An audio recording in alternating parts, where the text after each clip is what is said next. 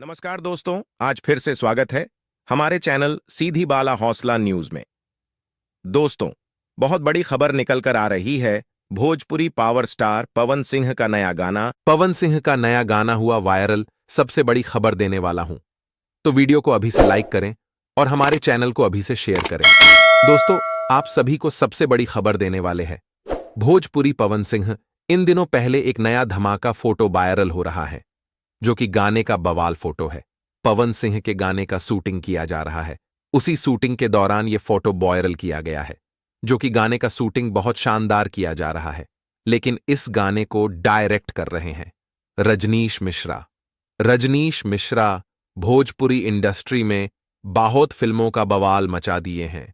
पवन सिंह के साथ back to back फिल्में बना रहे हैं। तो दोस्तों, पवन सिंह के गाने बैक टू बैक आने वाला है। पवन सिंह का जितने फिल्म का शूटिंग बाकी था, उस फिल्म को शूटिंग पूरा कर रहे हैं।